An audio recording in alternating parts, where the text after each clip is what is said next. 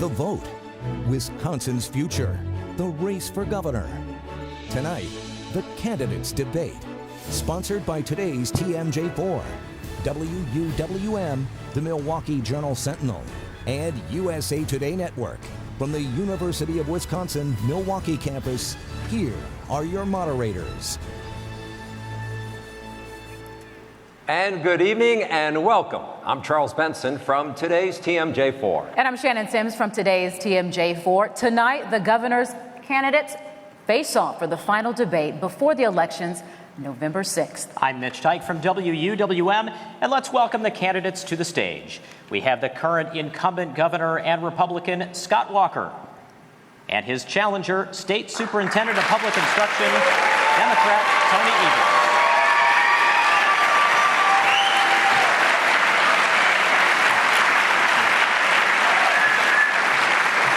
We are streaming live on Twitter. Just follow the hashtag you see at the bottom of your screen, and we'll pick at least one question to ask during the debate. Candidates, the rules are very simple. You'll get 90 seconds to answer a question and 30 seconds to follow up if necessary. Now, if you run out of time or overtime, you'll hear this. Now, before we start tonight, we really want to take a question from one of our viewers and our listeners, and it stems from the recent arrest of a man in Florida who was accused of mailing pipe bombs to several high-profile Democrats. Political tensions are high as the election day approaches. You can see the question on the monitor behind you. I will read it. And it is a question that says, quote, I would like to know how each of them will appeal to all of their constituents, especially those who don't agree with them, or more simply, what is their plan to heal the partisan divide? Mr. Evers, you will go first. And thank you very much. Thanks to WTMJ and the other sponsoring organizations for tonight, and thanks to the people of Wisconsin for being here and listening in, and of course to the audience.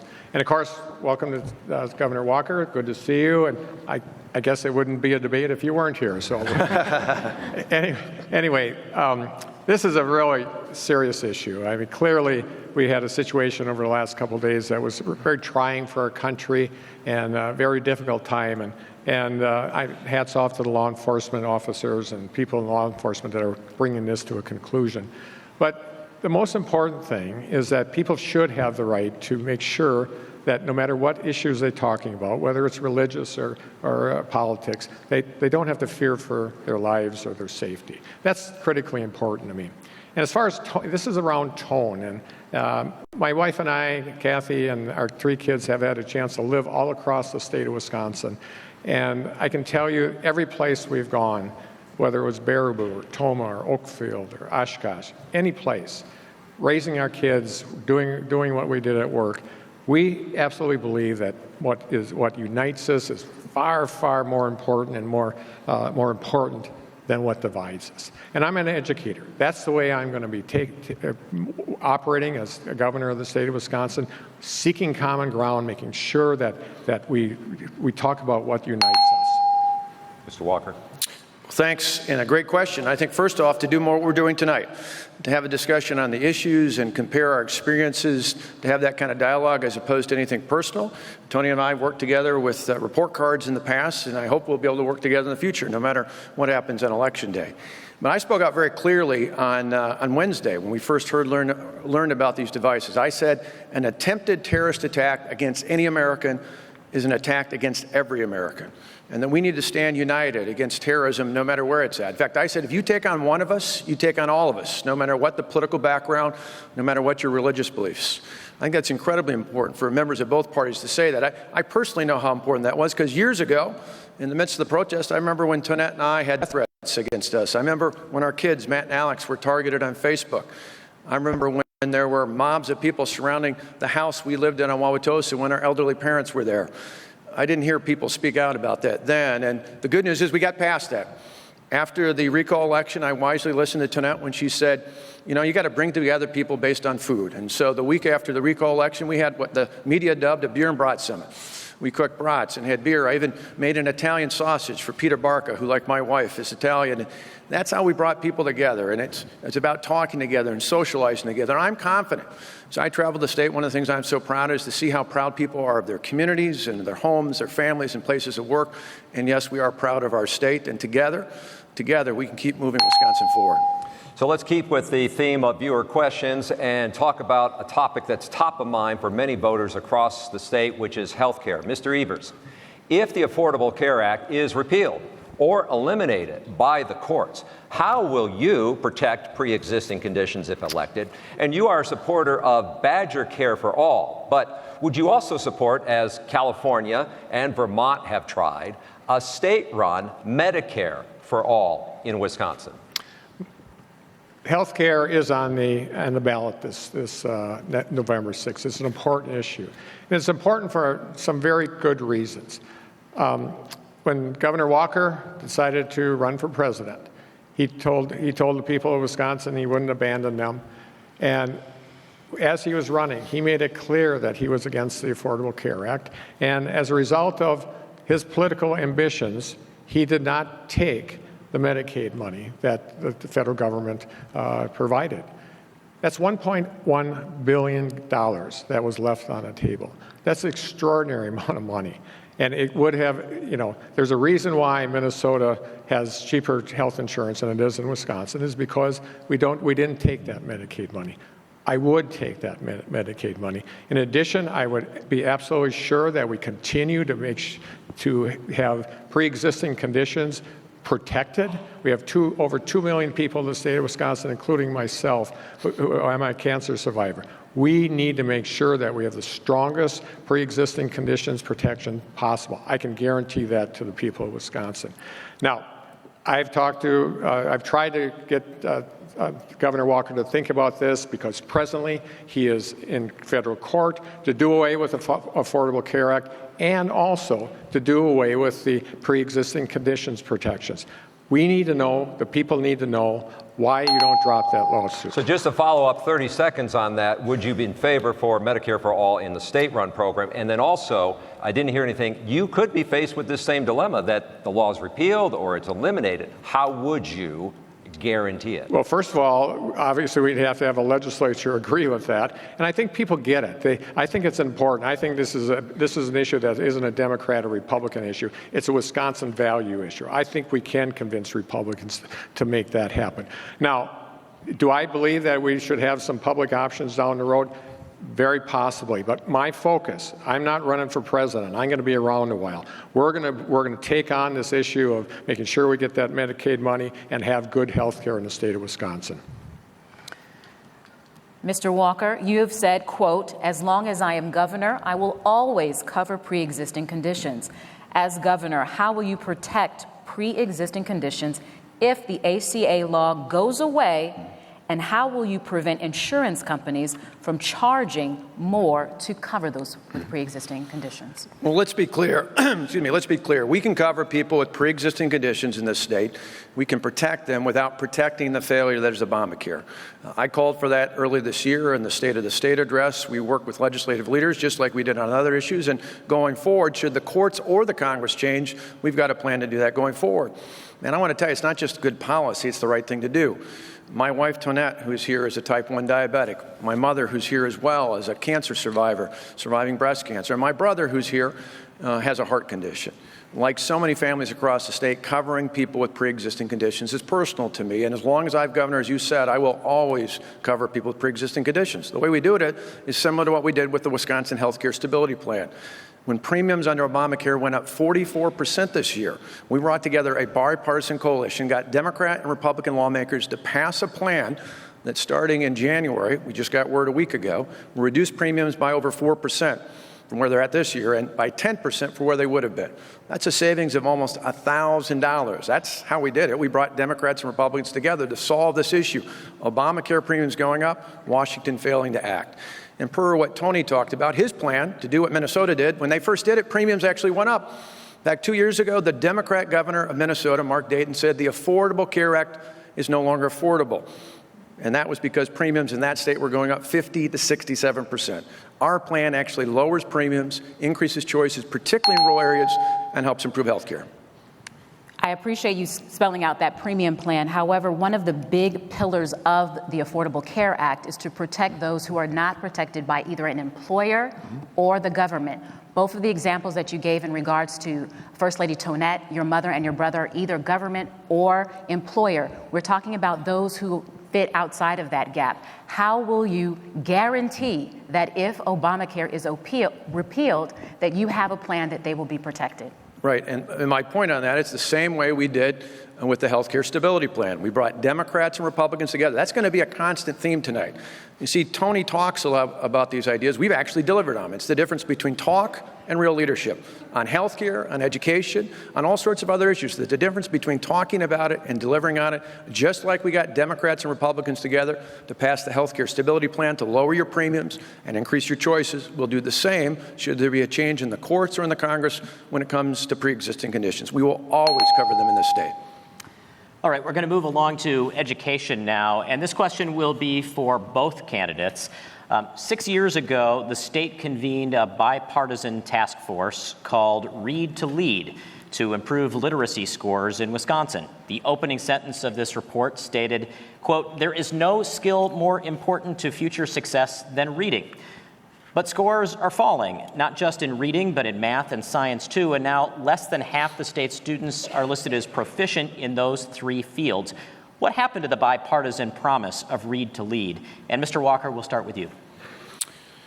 Well, overall for us, attacking not only reading, but education in general is a priority, not just for student success. You know, my kids went to school in public schools down the way here in Wauwatosa. My nieces are in public schools not too far away from here. I want great educational opportunities for every student in the state, whether they go to a traditional public school, a private school, a charter school, a virtual school, or even a home school.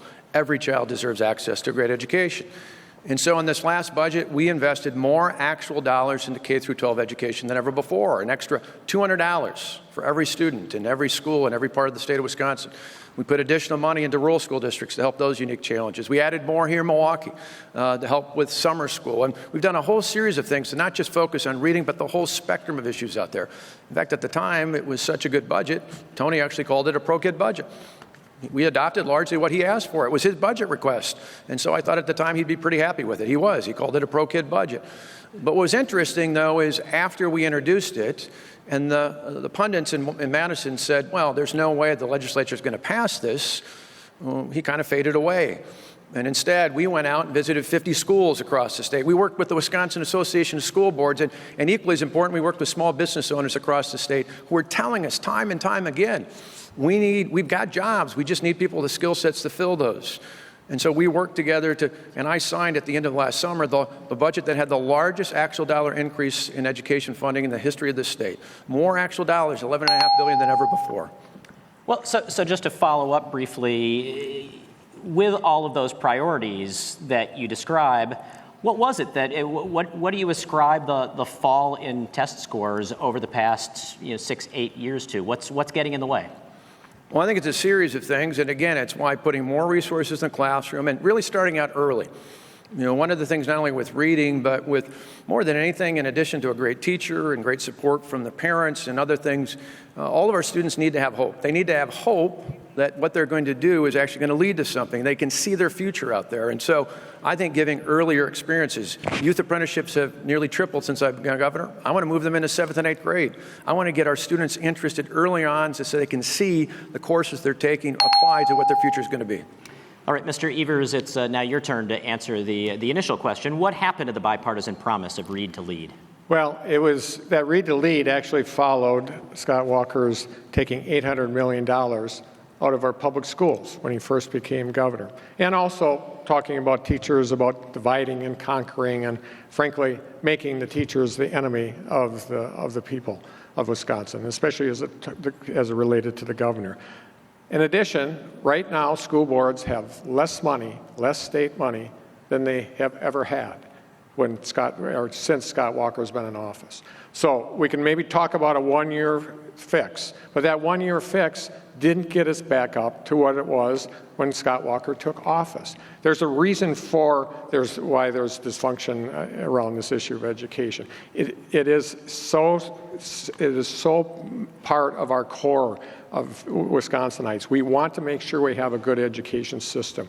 I put pieces in my budget that have never been approved by Governor Walker. I now have a budget that I know will change the way we look at success in the state of Wisconsin. It's going to go to 2/3 funding. We're going to be funding mental health. We're going to make sure that every kid has a good teacher and a good principal. Those things are critically important.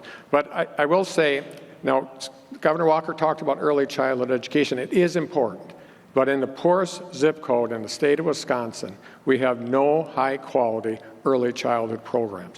That's going to be in my first budget next January, and I can't wait to implement it. Mr. Walker, the high school graduation gap continues in Wisconsin. The most recent number shows 67% of black students graduating in 4 years versus 92% of their white peers. As governor, what action plan do you have to close the high school graduation gap, especially in metro cities like Madison and Milwaukee? Well, again, that really follows my answer in the last question. It goes back to providing that kind of hope by giving early experiences within school so that our students start thinking about, right after we've now funded academic and career plans statewide through state government in 6th grade, I want to get those youth experiences, or those work experiences, I should say, for our youth, with youth apprenticeships, with co-ops, with early opportunities to identify where their careers are and give them hope for the future out there. I think one of the biggest challenges to making sure that every student graduates in this state and that every student graduates with a game plan for their career is getting them interested early on. You know, youth apprenticeships, as I said, statewide have nearly tripled since I've been governor. They're up to about 4,300. Unfortunately, here in the city of Milwaukee, I think they've gone from about 21 to 80. I've challenged the Milwaukee public school system to say, we'll pay for as many as you get. I'd love to do every child, every student at Bradley Tech, for example, where I visited a number of times to talk about youth apprenticeships. I'd love to have every one of them be involved in our youth apprenticeship program. I've seen the success elsewhere across the state of Wisconsin. The other part of it, though, is you got to make sure schools have the resources, not just in total dollars, but the resources to put in the classroom. Our reforms have saved schools in the state more than $3 billion. Tony wants to undo those reforms. That would take money out of the classroom, away from students, and he'll allow your property taxes to go up to pay for it. I think that's a giant step backwards. Okay, Mr. Evers, the state has expanded access to private education through public dollars with the voucher program. However, voucher schools have much more autonomy than their public school counterparts, and advocates for public education say this is unfair. What new standards or requirements would you propose the Assembly pass to create an even playing field? It's a great question. As the people of Wisconsin know, that we've been experimenting with the voucher program here with our private schools for a very long time, more than a couple decades. And for the most part, I would say the experiment has not shown any dramatic improvement in achievement for kids in either area. We need to focus on the kids that are the most important thing here, not about who's in charge of schools and who isn't in charge of schools. And you know, I worked very hard, actually, with the voucher advocates in the state of Wisconsin to create an accountability system, to create the ability for them to be tested with a state test. So I guess I do have some experience working across the aisle, and people understand that. But going forward, what we need to do is make sure, yes, those report cards and accountability must be in place, but I also believe that transparency cleans the air out of this issue. People in the state of Wisconsin are all paying for publicly funded private schools now. I believe every taxpayer on their property bill should be able to see the issues about, okay, the school district is taking this much out of your tax bill, the municipality, and how much goes for voucher schools. I think that's exceedingly important if we're going to take a look at making sure that all kids learn well. We have to have transparency. Thank you. We're going to move on to a new topic now. Let's talk higher education. Mr. Walker, you've touted the state's university tuition freeze as a benefit to young people seeking higher education. But as we talk on the second largest campus of the University of Wisconsin, how do you balance keeping higher education affordable with the need to attract and retain world-class faculty in schools like this one and live up to the Wisconsin idea? Well, first off, I'm proud that we have one of the best university systems in the country. In fact, the budget right now for the University of Wisconsin system is the largest they've ever had overall. And you look at great institutions, whether it's here at University of Wisconsin-Milwaukee, not just on this campus, but I visited the School of Freshwater Sciences many times before. In fact, my son lives just down the block from the School of Public Health. Years ago, when I was a county executive, was involved with the UWM Innovation Plaza out in the county grounds. There are many exciting, dynamic things happening, not only for our students and faculty, but for the integration with helping to build the workforce and add value to this entire community and to the entire state. Going forward, though, I want to make sure that we can make college affordable for every student. You remember in the decade before our freeze, tuition went up 118%. For 6 straight years, we've frozen tuition. We think it's critically important to make it affordable for students and the hardworking families that support them, and I want to do it for the next 4 years. I've increased need-based financial assistance so that both our colleges and universities of all sorts, public and private, can have access to a great education and keep our graduates here. I want to make sure that we do that. And so I proposed providing up to $5,000 in tax credits for any graduate of a 2-year or more public or private institution that's willing to stay and work here in the state of Wisconsin. We can do all that and more as we continue to provide resources for our UW system, not just to keep it affordable for our students, but as you said, Mitch, to keep our top talent here and to build off of that going forward. Mr. Evers, we'll move on to you with a similar question. How do you balance the need to support the Wisconsin idea with the need to make it accessible to the state's lower and middle class students, but also provide the things the universities need to stay competitive? You bring up the Wisconsin idea. I think that's a good example of working behind the scenes to change things in the state of Wisconsin. As you know, when the last budget was put together, Governor Walker and his folks that were preparing the budget actually tried to mess with the Wisconsin idea and took out things like seeking the truth. I think that's an embarrassment for the state of Wisconsin. People talked about it all across the country. This is a great question. We have to make it affordable for everybody. We should be able to refinance loans just like we make sure that young people can refinance loans just like they do a car or home mortgage. We have to be able to do that, and there's lots of bills out there that I would support to make that happen.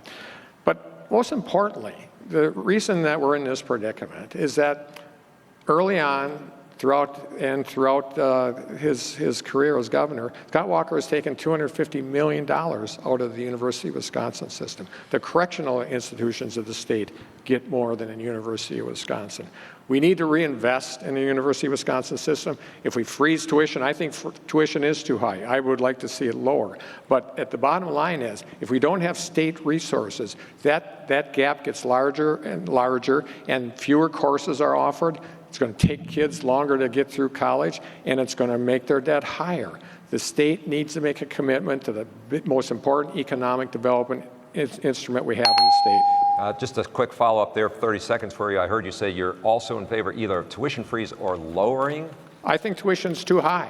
If the state made their contributions, I believe we can make tuition even lower than what it is. But the critical thing is, as tuition rose up before it was frozen, this exact same time was when state participation in funding went down. That has to come back up in order to make that happen. All right, gentlemen, the candidates will now have a chance to answer a question from Twitter. We have been streaming with the hashtag you see there on your screen. And again, you both will be allowed to answer this question, 90 seconds to respond. I'll read it. Catastrophic floods this year devastated crops statewide. Governor Walker declared a state of an emergency. Extreme weather like this is hallmark of climate change. How will candidates mitigate effects of climate change? And we will begin with you, Mr. Evers. Thank you so much. My background is science. I received a degree from biology and chemistry from the University of Wisconsin-Madison. I believe in science. We're going to bring back science to the state of Wisconsin. We have to start making decisions based on science. The vast majority of people in the state of Wisconsin, or the scientists, understand that climate change, not only do we believe in it, it's here, and we're seeing it almost daily across this country playing out. I would bring back scientists to the Department of Natural Resources. I would make the Department of Natural Resources Secretary an independent appointment approved by the legislature, and also have an independent board. We need to let science flourish in this state. We need to make sure that we take a look at our natural resources. Obviously, our water is a big one, but in addition, as we move forward, renewable energy is part and parcel of any fight against climate change. I will prioritize that. We will make sure that we prioritize economic development around creating good-paying jobs that lead to a better state and a better life for our kids. This is right on our doorstep. If we don't act now and act in a way that we believe in science and make sure that people understand how important it is and use that to make decisions, we'll be in a much better place. Thank you, Mr. Evers. Mr. Walker, again, how will you mitigate the effects of climate change as governor?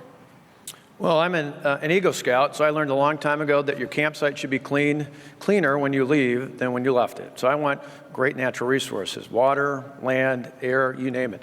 That's important for our state. It's important for our children and our children's children for someday. And when you look at the effects of the changing effects of weather patterns here and around the world, it's a combination of things. And the actions of human beings are one piece of a larger puzzle. I've said for years, one of the best ways to be green is to make green or save green, meaning if you can make things economically sustainable, you can make them environmentally sustainable as well. The two don't have to be competing with each other. And so we've done a number of things to provide incentives to be more energy efficient. In fact, one of the neat things we're working on above and beyond what you might normally think of is actually going out in our training programs that we're providing for people at the end of their prison sentences, and to train not just in CNC machining and other things in the trades, but now to work with companies like Johnson Controls from right here in the Milwaukee area. To train offenders on how to install energy-efficient equipment. It's a win-win-win. It helps us all the way around, and there are things we can do like that help us save energy, save money, and help us get people back up on their feet again. The one thing I won't do, though, is turn over a major portion of the state's government to people who are unelected and unaccountable to the taxpayers of the state of Wisconsin. That's what Tony just talked about. Turning over a part of state government that years ago was a mess when they waited to see if you got into trouble before they actually worked with you. We want an agency that works with people up front to mitigate these things in the first place. We're going to turn now to justice reform. And Mr. Walker, First Lady Tonette Walker is an advocate of trauma-informed care and the positive impacts it can have on punishment and rehabilitation of youth. What have you done to gather juvenile justice advocates and lawmakers to ensure that the problems that have plagued Lincoln Hills over the past 8 years are not repeated in your plan for local facilities? Well, thanks. And any time a young person commits a violent act, there are no easy answers.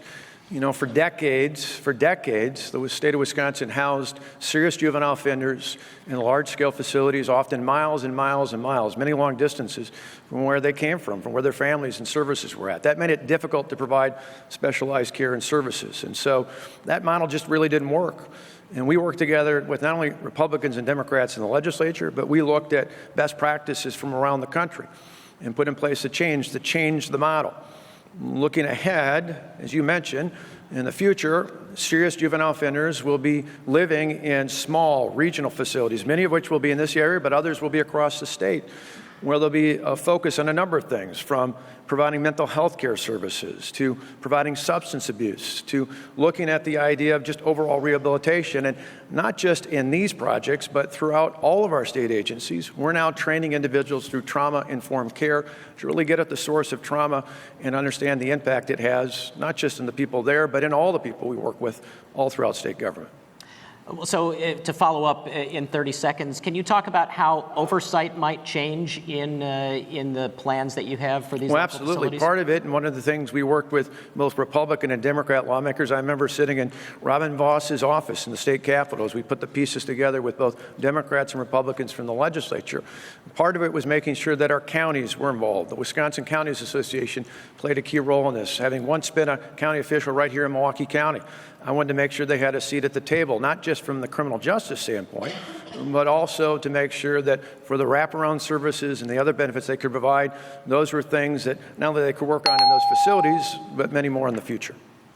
Mr. Evers, critics say your proposal to cut the prison population in half would be a dangerous plan. That would mean releasing thousands of violent criminals into the community. Can you explain how your plan would ensure public safety? Absolutely. And first of all, I just have to clarify something that was said in a previous question, or make people remember. Scott Walker is the governor who scrubbed climate change off of the website of the Department of Natural Resources. That said, corrections is an important issue in the state of Wisconsin.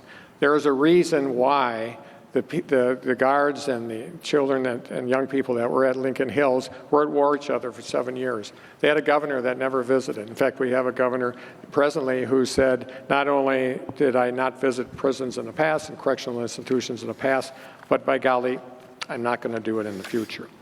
Violent criminals will always stay behind bars.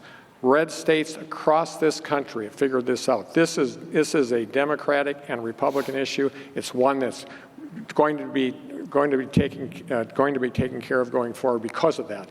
Texas has cut back the number of prisons. They invest in rehabilitation. Same thing in South Carolina. We have to make sure that those nonviolent offenders, especially our young people who get in trouble with the law, we rehabilitate them. We may do it without incarceration. We're going to give them the treatment they need, make sure that they have vocational training, and get them back into the society before they are incarcerated and never kind of lives are being wasted. I know rehabilitation can work. It works in red states across the country. So let me just follow up on that, Mr. Evers. Are you then talking about going forward to reduce the population? What about the current population? Well, certainly, if we go forward with this plan, and I know we can get bipartisan support on, it is the current population. But I will have a pardon board, and we will take a look at those that were convicted of nonviolent, very minor crimes that are now wasting their lives in prison. Take a look at those people. We will set up a commission, just like Scott Walker has not done, and take a look at case by case by case. But we have to start someplace, and we have to start with the people going into the system. Okay, moving on to economy. Again, Mr. Evers, this question goes to you. A recent United Way study found that nearly 4 out of 10 Wisconsin families cannot afford basic needs such as housing, food, health care. And it's not just a wage issue. It's the barriers that include child care costs and transportation.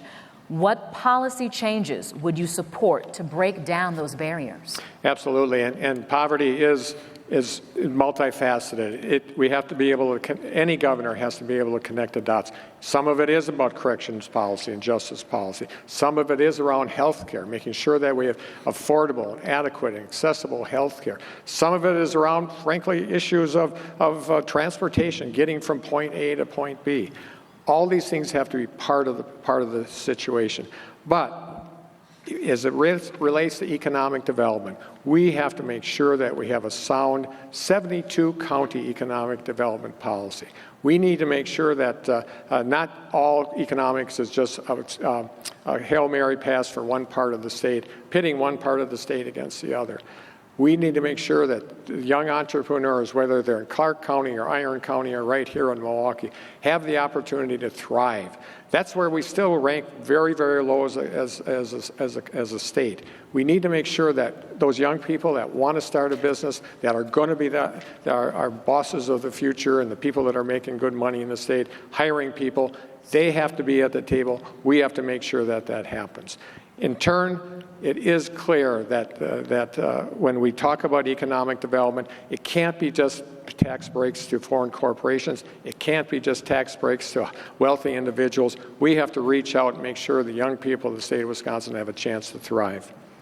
I'd like to follow that up with Would you also, though, support any wage increase? Because we are talking about families who simply don't have enough for the basic needs and may be doing some of the jobs that many of us consider to be part-time jobs. They have now made them their full-time careers. Yeah, absolutely. I'm a supporter of a $15 an hour wage increase. Of course, we need to take a look at how that's done over a period of time. We have to make sure it's careful. But I think by the end of my first term, we will be there. Mr. Walker, there is a phenomenon that urban planners and business leaders refer to as the last mile problem, the gap that exists in cities, suburbs, and rural areas when it comes to using public transit to connect workers with where jobs exist. In a time when a seemingly unprecedented number of jobs are slated to come to rural Racine County, how will you use that development to lead the effort to solve the last mile problem? Yeah, it's something we don't just talk about, we've actually led on. Early this year at Quad Graphics, for example, we laid out our Commute to Career program. In fact, State Representative Jason Fields, a Democrat, joined us because he knew what an important issue this was for people in his district here in the city of Milwaukee. And it's important all over the state. In Quad Graphics, they have 400 to 500 jobs, and we're giving grants to companies like that, big and small alike, to make connections in terms of transportation, to get at exactly what you're talking about, to get groups of people who are looking for better jobs or jobs for the first place to where those jobs are. We just did a series of those grants today, not only here in Milwaukee and places like Racine and Madison and Green Bay and Wausau, Oshkosh, others, but we've also done them in Menominee and Sparta, over in Darlington and New Glarus, because there are examples like this all over the state.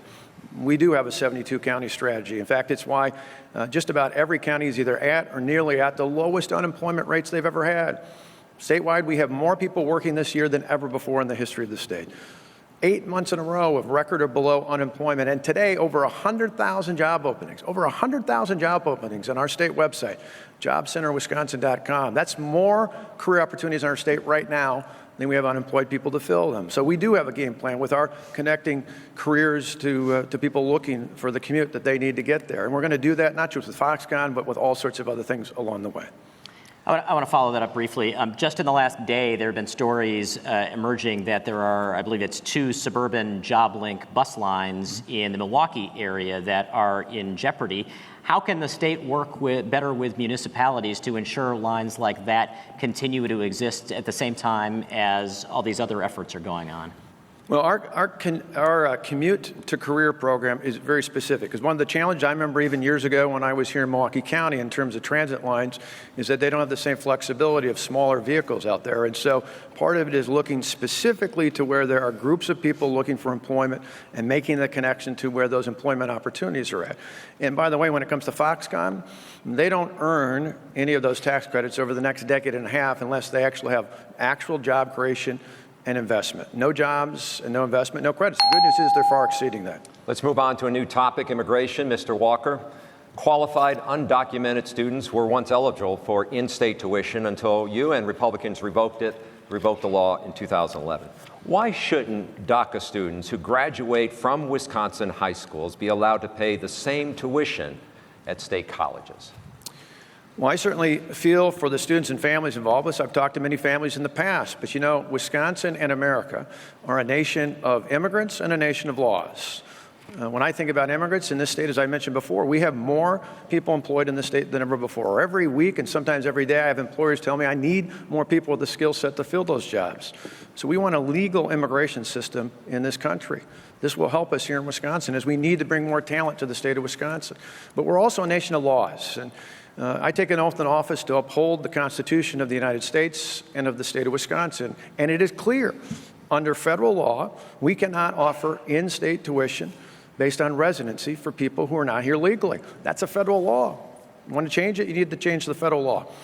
You see, in this state and in this country, we have laws to make sure that people are treated equally in our society, both at the state and the federal level. The minute we start saying we're not going to enforce the laws or not enforce this law versus that law, we start undoing equal protection under the law. As long as I'm governor, I'm going to uphold those laws and push to make changes. And we need to have a comprehensive system going forward out here. You know, Barack Obama was in town today. Years ago, when he was first elected, the Democrats controlled the House and the Senate, and they didn't tackle this issue. Republicans haven't either. Republicans and Democrats need to get together with a bipartisan solution to have a legal immigration system in America that works so states and local jurisdictions aren't pushed up to this issue. What I'll do is focus on the things I can control, and that's building a better opportunity for prosperity and freedom in this state.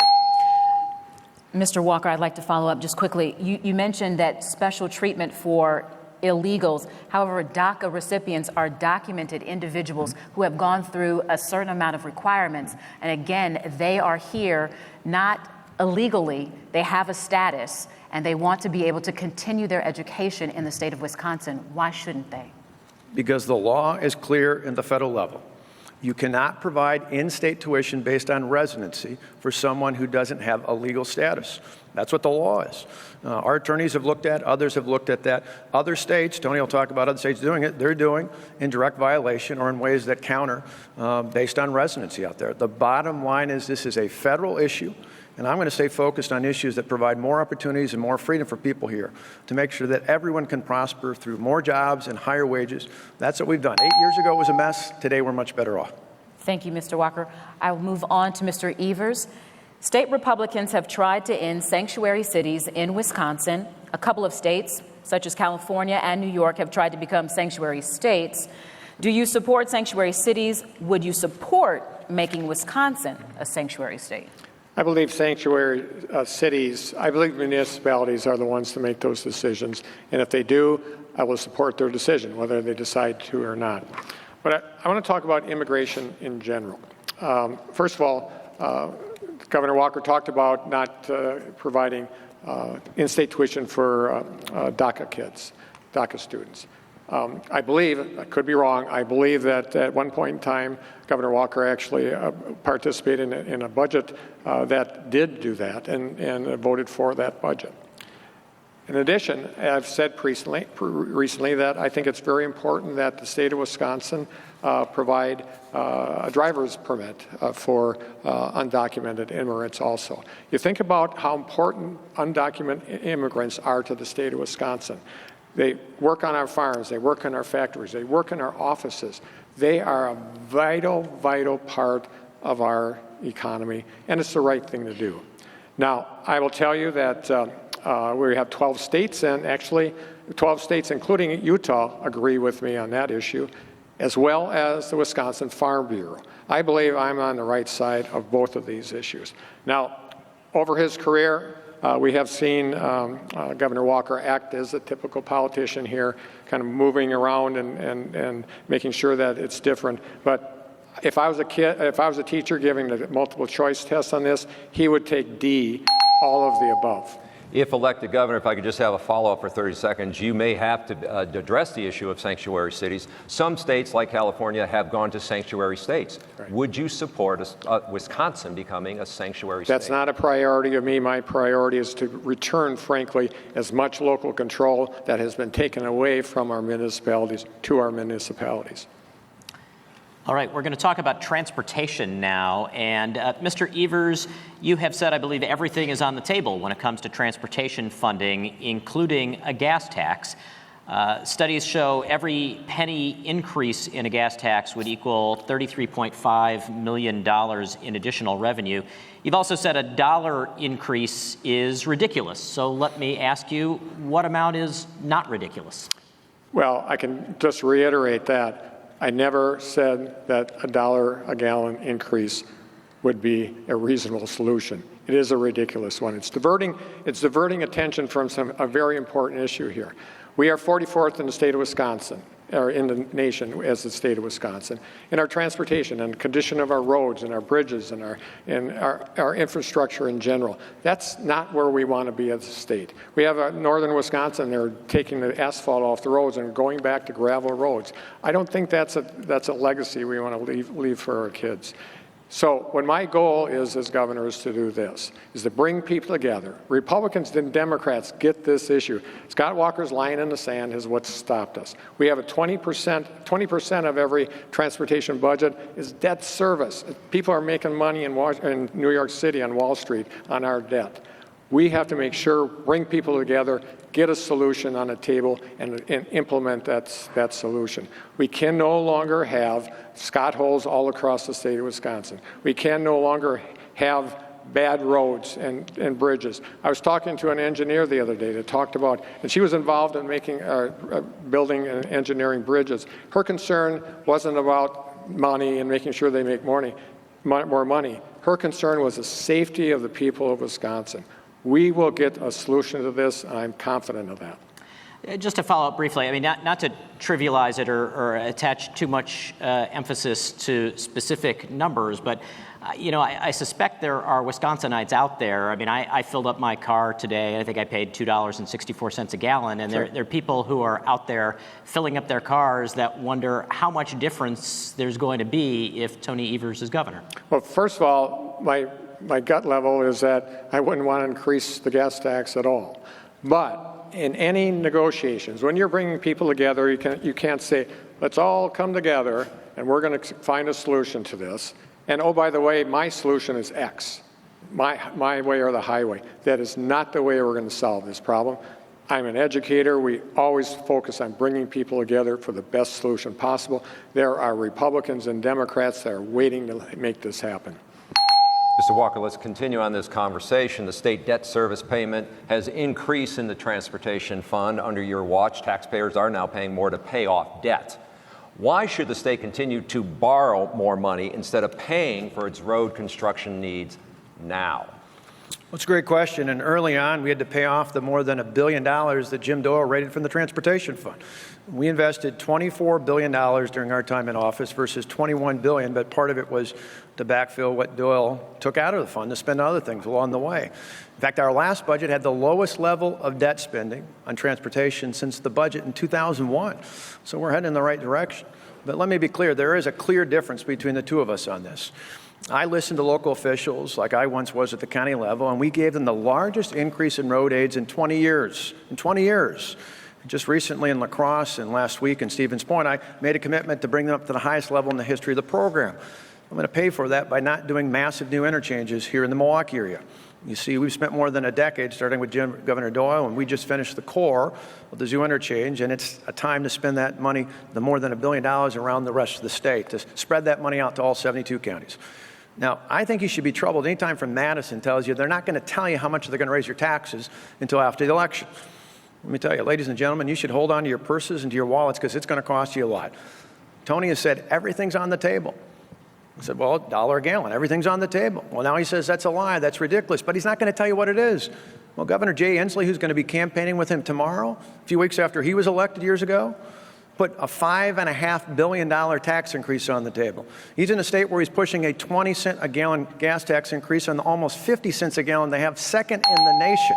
But and it's only going to get higher. Let me just follow up on that 30 seconds. Isn't it the same if taxpayers have to pay more for debt, the same as raising the gas tax 3, 4, 5 cents? It equals about the same amount. Well, Charles, that is precisely why we've lowered it. We had the lowest level of borrowing in terms of transportation debt in this last budget in nearly a decade and a half, well, almost 2 decades. You go back to 2001 was the last budget that had borrowing as low as it is right now in this budget. But the answer is not. In fact, if you look out there, overwhelmingly people say it's not a gas tax increase, it's not a vehicle registration fee increase. It's spending that money wisely, and that's why we're going to focus on local governments maintaining the roads and the bridges, and the special interest groups spending that money are the ones benefiting off of this. Thank you. We're going to go to Twitter once again for a question. This time, however, you'll only have 60 seconds to answer the question. You can read it on the screen behind you as well. It states, do you support the Unfair Sales Act, aka minimum markup law requiring 9.18% markups on gas, along with a 9% markup on alcohol, tobacco, and which is also prohibits most below cost sales? And I think we're starting with you, Mr. Walker.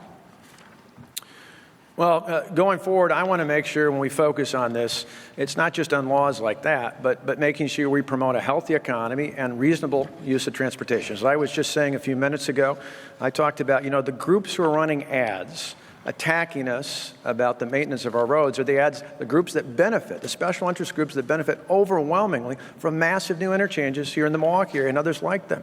We want to send those dollars out to local governments all across the state so that every county and every municipality across the state of Wisconsin can maintain the roads just like we're going to maintain our state highways.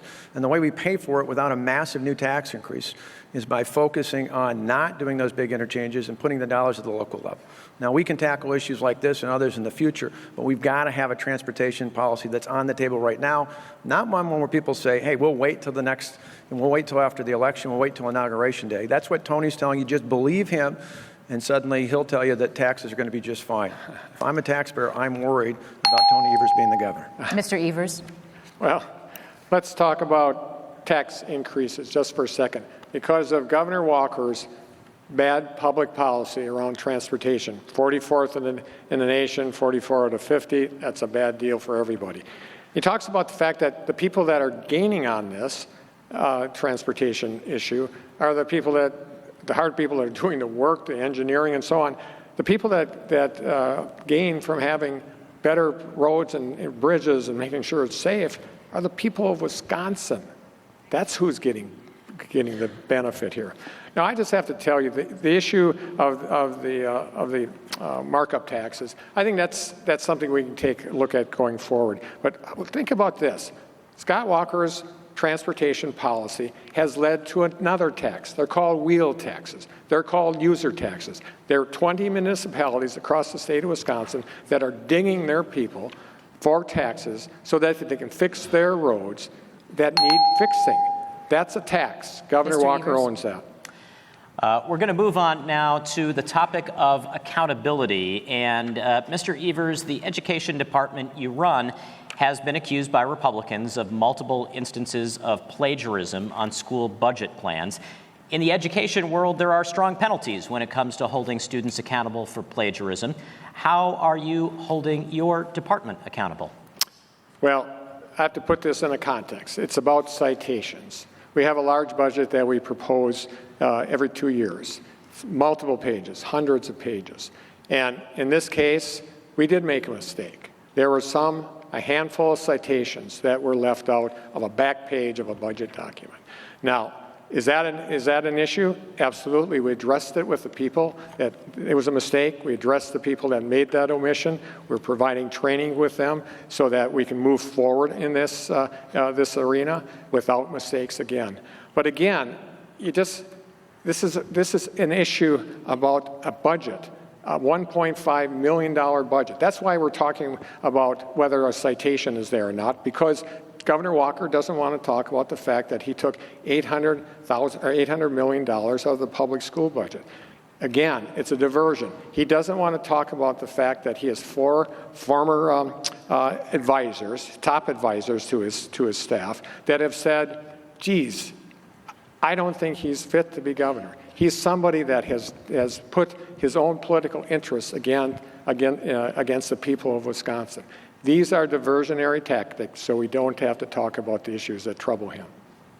Mr. Walker, as you know, you have been accused by Democrats of using the state plane to fly around Wisconsin for events with taxpayers picking up the cost of nearly $680,000 in just the last 2 years. Again, voters expect accountability. Are you holding your team accountable when it comes to spending taxpayers' money on all these trips? Well, I'm proud to travel the state. I think people in Ashland and Superior, in Marinette, and places all across the state want to see their governor. They don't want a bureaucrat stuck in an office in Madison. They want to hear from him, they want to see, and they want to talk to. When the question was asked earlier about the flooding, I think about all the different disasters we had. Just in this past year, in April, I was up in the Northeast after the big blizzard, looking with farmers who had their farming parlors, milking parlors crashed in. And earlier in the summer, I was up in the Lake Superior Basin, as we had been a couple years ago when they had massive flooding. And obviously in August and September, we were all over the state when we had floods and 19 different tornadoes. I think it's incredibly important. I love to see, not just in instances like that, I've been to school districts as part of our push to approve that budget that had the most actual dollars in state history. I went to the places in the far Northeast and the Southwest that told me they'd never even seen a governor before. I'm proud to travel the state. And I'm going to tell you, if you give me the opportunity to serve as your governor for the next 4 years, I'm going to travel the state over and over again because I want to see you. I'm proud of the state, and I'm proud to see how people are proud of their schools and of their communities, proud of their hospitals and clinics, proud of their homes and their families, proud of their communities, and proud of this state. I'm proud to be your governor, and as long as I'm governor, I'm going to continue to work together. You pick up good things. You know, the HOPE agenda that John Nygren and others put together, we heard about that from traveling around the state. Putting more money in the mental health services in our schools, we heard that from traveling around the state. Putting more money in the broadband, that came from traveling around the state. And making sure we addressed our health care stability plan because Obamacare premiums are going up, that happened because we traveled the state. We have to end it there, Mr. Walker. Each candidate will now get 90 seconds for closing statements. And before we started this debate, we had both candidates draw numbers to determine who would go first. Mr. Walker, you will go first. Well, thank you. And we've come together a long way here in the state of Wisconsin. You know, there are more people working in the state this year than ever before. That means more opportunities for our graduates to stay and work here. Because of our strong economy, we've been able to reduce the tax burden on our senior citizens and working families, and at the same time put more money into education, worker training, infrastructure, and health care. And we'll always cover people with pre-existing conditions. Looking ahead, with your help, we're going to do more to help expand opportunities for Wisconsin workers. We'll do more to help our seniors afford to stay in their homes, and we'll do more for college students here and other campuses across the state to help control college costs and college debt going forward. We can do all that and more looking ahead, but to do that, we need your help. We need your prayers. You know, we started out focusing on jobs in our first term. Now we're educating and building the workforce we need, and going forward, we need to grow that workforce to finish the job over the next 4 years. I'm asking for your help and your prayers, and tonight I'm asking for your vote. I ask for your vote on November 6th so that together we can keep Wisconsin working for generations to come. Thank you. Mr. Evers. Well, I'd like to thank the panel for their great questions, and of course being here with Governor Walker, and of course the people across the state of Wisconsin. It was a great opportunity for both of us to share our vision for the future. I certainly appreciate that opportunity. Now, there is clearly a difference of opinion around our difference of vision that Scott Walker and I have around the state of Wisconsin. Scott Walker has been, you know, a typical politician where he puts himself in front of the people of the state. By the way, I'm not running for president. We will, and because of that, because of his inability to kind of view things from the people of the state first, we have bad roads, we have a struggling school system that's been politicized, and frankly, we have a healthcare system that's under attack. Now, the things that are important to me and important to my family are what's important to the state of Wisconsin also. As I said before, I live all across the state of Wisconsin. It's been a pleasure for us. We've been blessed to have that happen. And we know what unites us is far greater than what divides us. And that is part of my DNA. I'm an educator. We always focus on what's possible, making sure we find common ground. Make sure we find solutions to problems. I'm a pragmatic guy. That is what I'm going to be focusing on this next November. Please take a look at my website, tonyevers.com/plan, and thank you so much for being here tonight. It's been a pleasure. Mr. Evers, Mr. Walker, thank you very much for being here. The election is 11 days away. What is on the monitor there says the vote, Wisconsin's future, and so we felt very important to have you both here to talk about your ideas and what you think Wisconsin voters need to know before they go to the polls, even though voting has already begun.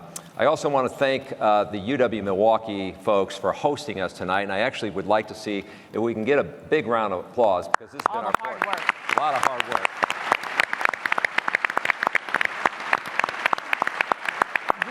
On the stage and on TV, but as you mentioned, there are a number of people behind the scenes who have made this happen. Sure. Not only the collaborations with all of our radio partners and our TV partners, but most importantly, many of the people here at UW-Milwaukee who made this happen for us. So again, can we give them a round of applause?